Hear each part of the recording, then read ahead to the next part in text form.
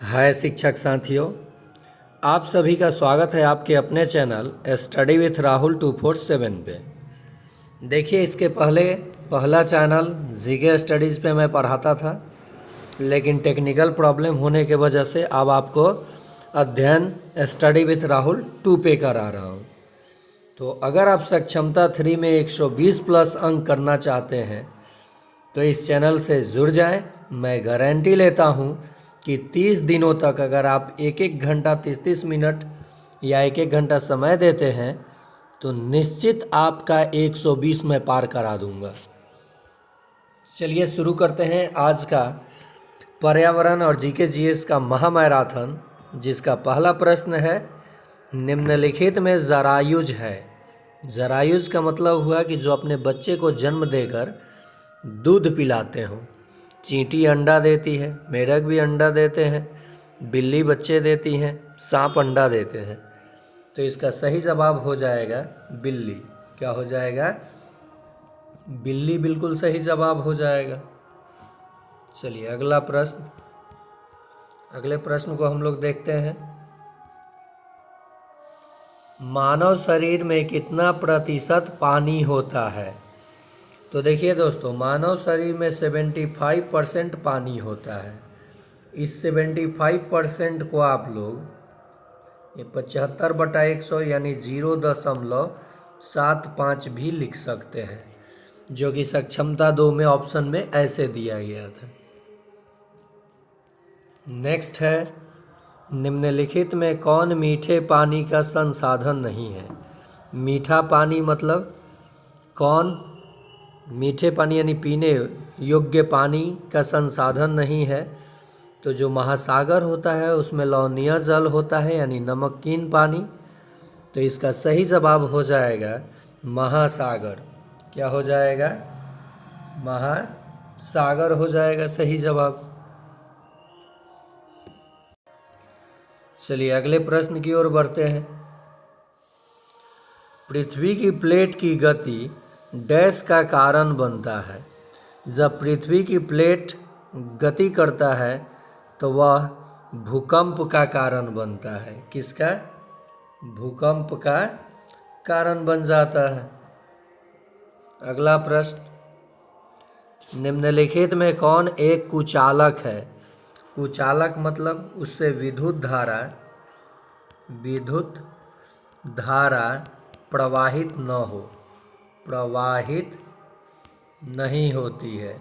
मतलब जिसमें वायर जोड़िएगा उससे करंट आपको न लगे। तो निम्नलिखित में कौन कुचालक है? तो चांदी, लोहा, तांबा ये तो धातु है, सुचालक है। रबर जो है कुचालक है। अगला प्रश्न है, वृत्ताकार पथ पर गतिशील वस्तु को डैश कहा जाता है। तो वृत्ताकार पथ पर जब कोई वस्तु इस वृत्तीय पथ पर गतिशील होंगे, इस पथ पर ऐसे गतिशील रहेंगे, तो इनको कहा जाएगा वृत्ताकार गति। क्या कहा जाएगा? वृत्ताकार गति। और जब कोई सीधी रेखा में गति करेंगे तो उन्हें कहा जाएगा रैखिक गति। ठीक है, चलिए अगला प्रश्न देखते हैं। और हाँ, सक्षमता 2 में पूछे गए प्रश्नों का हल मैं इस चैनल पे करा चुका हूँ। प्रत्येक दिन के क्वेश्चन पेपर का प्लेलिस्ट में उसका सारा वीडियो पड़ा हुआ है और मैं डिस्क्रिप्शन में भी दे दूंगा लिंक। आप देख सकते हैं कि कैसा प्रश्न पूछा गया था। उससे 60% प्रश्न लड़ेगा आपके सक्षमता 3 में। इसलिए मैं वादा करता हूं कि 120 प्लस अंक जरूर करा दूंगा अगर केवल आप चैनल को देख रहे हैं तो। फैली हुई भुजाओं की लंबाई कहलाती है। तो फैली हुई भुजाओं की लंबाई कहलाती है फैदम। क्या कहलाती है? फैदम कहलाती है। अगला प्रश्न, निम्नलिखित में कौन सा पानी में अघुलनशील है? जो पानी में नहीं घुलता है। तो आप सबको पता होना चाहिए, तेल कभी पानी में नहीं घुलता है, चाहे वो किसी भी चीज़ का तेल हो। तो हो जाएगा नारियल का तेल। अगला प्रश्न है, निम्नलिखित में अपारदर्शी वस्तु है, मतलब जिसको हम लोग जिससे आर पार नहीं देख सकते हैं। तो वायु में तो देख सकते हैं, ग्लास में भी देख सकते हैं, पानी में भी साफ पानी होगा तो दिखाई देगा। तो किससे दिखाई नहीं देगा? तो चारकोल में दिखाई नहीं देगा। निम्नलिखित में कौन सा पदार्थ पारभासी है? पारभासी मतलब जिससे होकर के धुंधला धुंधला दिखाई दे। तो रंगीन कांच क्या हो जाएगा? बताइए, पारभासी हो जाएगा। देखिए यहाँ पे एक चीज़ चर्चा कर दूं, पारदर्शी, पारदर्शी पहला, अपारदर्शी, अपारदर्शी, और ये पारभासी, पारभासी। ये चीज़ें याद रखिएगा आप लोग। पारभासी क्या है, तीनों में डिफ्रेंशिएट। इसमें पारदर्शी में किसी वस्तु से होकर आप देख सकते हैं, जैसे हवा में देख सकते हैं, पानी में देख सकते हैं, कांच में देख सकते हैं, इस पार से उस पार देख सकते हैं। अपारदर्शी जिससे बिल्कुल नहीं देख सकते हैं, जैसे पत्थर हो गया, ईंट हो गया, इस सब से आप आर पार नहीं देख सकते हैं। और पारभासी का मतलब हुआ कि थोड़ा थोड़ा देख सकते हैं, जिसे धुंधला आप कहते हैं, जैसे कागज़ हो गया, ठीक है, ये सब क्या हो जाएगा? रंगीन कांच हो गया, ये पारभासी हो जाएगा। चलिए आगे देखते हैं प्रश्न को। हमारे शरीर को ऊर्जा देने वाला खाद्य घटक है। तो देखिए हमारे शरीर को ऊर्जा देता है वसा और कार्बोहाइड्रेट। कार्बोहाइड्रेट देता है, हाइड्रेट देता है, तो ये दोनों देता है, लेकिन ऑप्शन में क्या है? कार्बोहाइड्रेट, तो हम कह देंगे कार्बोहाइड्रेट। प्रोटीन क्या करता है? बॉडी बिल्डअप कराता है। प्रोटीन क्या करता है? बॉडी बिल्डअप कराता है। विटामिन हमें रोग प्रतिरोधक क्षमता देता है, यानी रोगों से बचाता है। यहाँ एक चीज़ जान लीजिए, बी और सी केवल जल में घुलनशील विटामिन है, जल में घुलनशील। और साथ ही साथ के, ई, डी, ए ये वसा में घुलनशील विटामिन है। विटामिन की खोज फंक ने किया था। और विटामिन बी की कमी से बेरी, सी की कमी से स्कर्वी, विटामिन ई की कमी से बांझपन होता है, बच्चा पैदा नहीं होता है, बांझपन। चेहरे पे झुर्री उड़ी पड़ जाता है विटामिन सी और ई की कमी से। और विटामिन ए की कमी से रतौंधी, और विटामिन डी की कमी से रिकेट्स हो जाता है। अगला प्रश्न, कौन सा घर बर्फ से बना है?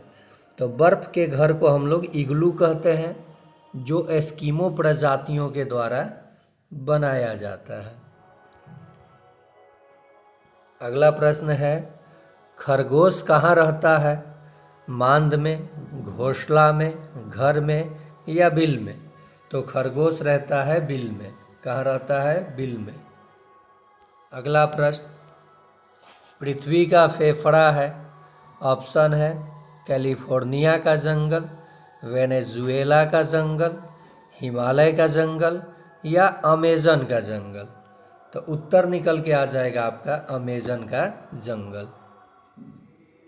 फिर नेक्स्ट प्रश्न है, पर्वतारोही तंबू बनाने के लिए 2 परत वाले प्लास्टिक का उपयोग क्यों करते हैं? तो निश्चित ही है कि वो सर्दी से बचने के लिए 2 परत वाले प्लास्टिक का उपयोग करते हैं। चलिए आगे देखते हैं। निम्नलिखित में कौन सा मानव निर्मित संसाधन है जो इंसान ने बनाया है? कोयला प्राकृतिक है, पेट्रोलियम भी प्राकृतिक है, प्राकृतिक गैस तो प्राकृतिक है। प्रौद्योगिकी जो है ये मानव निर्मित संसाधन है।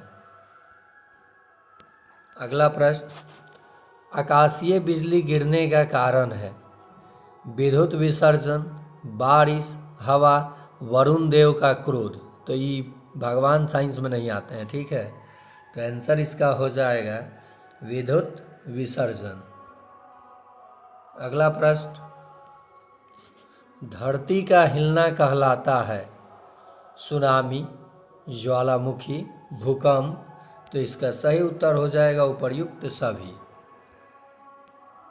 नेक्स्ट है, दिशा सूचक यंत्र को कहा जाता है। तो इसे कंपास कहा जाता है, जिसमें चुंबकीय सुई लगा होता है। बात आ गया चुंबक का। तो देखिए, चुंबक जो होता है इसके दो ध्रुव होते हैं। कितने ध्रुव? दो ध्रुव। चुंबक के कितने ध्रुव? तो दो ध्रुव, नॉर्थ पोल और साउथ पोल। जैसे अर्थ के दो ध्रुव, पृथ्वी के भी कितने ध्रुव? दो ध्रुव, काल्पनिक है, लेकिन चुंबक के दोनों ध्रुव वास्तविक है। अगला प्रश्न, निम्नलिखित में कौन सा एक चुंबकीय पदार्थ है? तो लोहा जो है यह चुंबकीय पदार्थ है। बात कर लूँ ये चुंबक की, तो एक प्रश्न इसमें हमको याद आया था चुंबक में, इसके जगह पे, हाँ, स्वतंत्र रूप से चुंबक को अगर चुंबक को छोड़ दिया जाए तो हमेशा वो उत्तर और दक्षिण दिशा को इंडिकेट करता है। ये चीज़ याद रखिएगा, उत्तर और दक्षिण दिशा की ओर जाकर रुक जाता है। अगला प्रश्न है, निम्नलिखित में समय की सबसे छोटी इकाई है। तो समय की सबसे छोटी इकाई होती है नैनो सेकेंड। क्या होती है? Nano second. डैश एक अजैविक घटक है। अजैविक मतलब जिसमें जीवन न हो, जो निर्जीव हो। तो कौन हो जाएगा अजैविक घटक? पृथ्वी जो है अजैविक घटक है। निम्नलिखित में कौन ठंडे खून के जानवर हैं? तो सरीसृप जो होते हैं ये ठंडे खून के जानवर होते हैं। मैग्नीफेरा इंडिका डैश का वैज्ञानिक नाम है।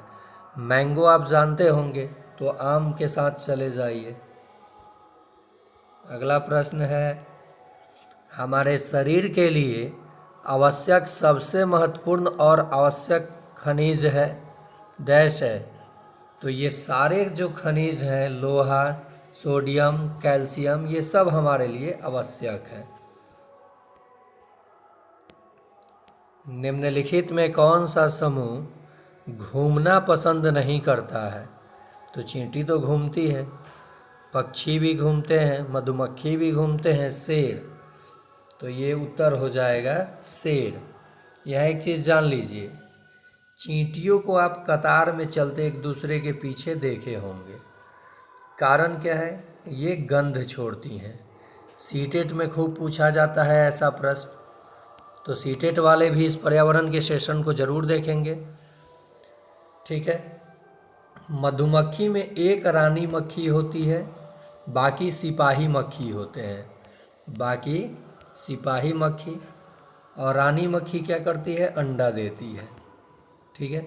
चींटी में भी रानी चींटी अंडा देती है, बाकी सिपाही चींटी होते हैं। चींटियों के डंक में फॉर्मिक अम्ल पाए जाते हैं। ये चीज़ भी याद रखिएगा आप लोग। अगला प्रश्न, जीवन बीमा डैश की एक गतिविधि है। तो ये सेवा क्षेत्र की एक गतिविधि है। चींटियों की कॉलोनी में रानी चींटी का कार्य क्या है? अभी मैंने चर्चा किया था। तो इस प्रश्न को 1 नंबर मानकर आप लोग कमेंट में जवाब देंगे कि 1 का उत्तर क्या है। 1 का 1, 2 या 3 या 4। देखिए दोस्तों, मेरा ये 1, 2, 3, 4 देने का उद्देश्य क्या है? जब आप ऑनलाइन एग्ज़ाम देंगे ना, तो उसमें जो आपका ऑप्शन होगा वो 1, 2, 3, 4 करके ही देता है। इसलिए मैं 1, 2, 3, 4 करके ऑप्शन सेट कर देता हूँ। फिर भी आप लोग लाइक नहीं करते हैं, शेयर नहीं करते हैं और चैनल को सब्सक्राइब भी नहीं करते हैं। तो आपसे रिक्वेस्ट है कि अगर आप चाहते हैं सक्षमता 3 में रिकॉर्ड तोड़ना, सक्षमता 1 और 2 का, तो इस चैनल को सब्सक्राइब कर लें और मात्र 20 से 30 दिन, जो मन से कहा जाता है ना, मन से कम 30 मिनट और अधिक से अधिक 60 मिनट, मतलब 1 घंटा अगर आप इस चैनल पे समय देते हैं तो इसकी गारंटी मैं लेता हूँ कि आपका स्कोर 120 प्लस से कम नहीं होगा। अगर आप लापरवाही करेंगे तब मैं क्या कर सकता हूँ। मैं आपके साथ खड़ा हूँ। आप केवल चैनल को, ये वीडियो को देखिए, पसंद आए तब ये काम कीजिए और देख लीजिए प्रश्न कि कैसा प्रश्न मैं ले रहा हूँ।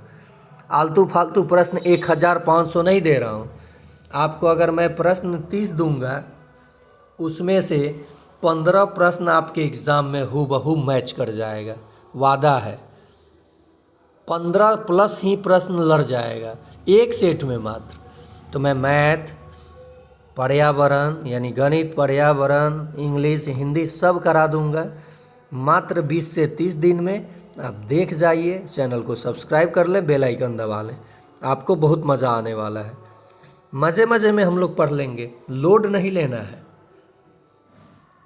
तो आप इसका जवाब कमेंट में ज़रूर देंगे और कमेंट ज़रूर करेंगे कि आपको ये सेशन कैसा लग रहा है, आगे कंटिन्यू किया जाए या एसएससी जीडी वालों पे ज़्यादा ध्यान दिया जाए। माउंट एवरेस्ट कहाँ स्थित है? तो माउंट एवरेस्ट नेपाल में स्थित है, जो विश्व की सबसे ऊंची चोटी है। विश्व की सबसे ऊंची चोटी है, ठीक है। और माउंट एवरेस्ट को नेपाल में सागर माता के नाम से जाना जाता है। कहीं कहीं सागर माथा भी लिखा रहता है, ठीक है। इसकी ऊंचाई 8,848 है। ये नवीन पर्वत है, हिमालय की ऊंचाई। और माउंट एवरेस्ट जो है ये विश्व की सबसे ऊंची चोटी, याद रहेगा आपको। देखिए, मेरा पुराना चैनल जो था वो है जीके स्टडीज़, वो भी चैनल मेरा ही है, लेकिन उस पर आजकल कंटेंट कम दे रहा हूँ और ये जो चैनल पे पढ़ा रहा हूँ इस पे सारा कंटेंट दे रहा हूँ। तो आप जुड़ते जाइए। लाल किला डैश से बना है? तो लाल किला लाल बलुआ पत्थर से बना है। जो कि लाल किला कहाँ स्थित है? आप कमेंट में जवाब देंगे कि लाल किला कहाँ स्थित है, कहाँ स्थित है। कमेंट में जवाब देंगे 2 नंबर प्रश्न मानकर। अगला प्रश्न है, भारतीय रेलवे का विश्व में स्थान है?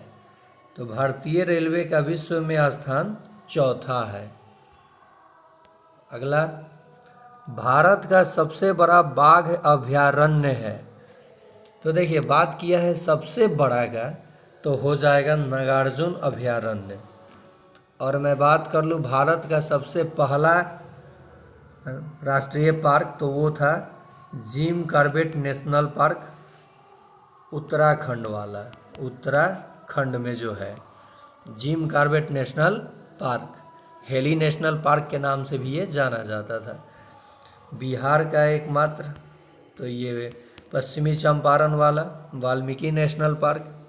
मानस कहाँ है? असम में। और आपको जवाब देना है कि नागार्जुन अभयारण्य कहाँ है।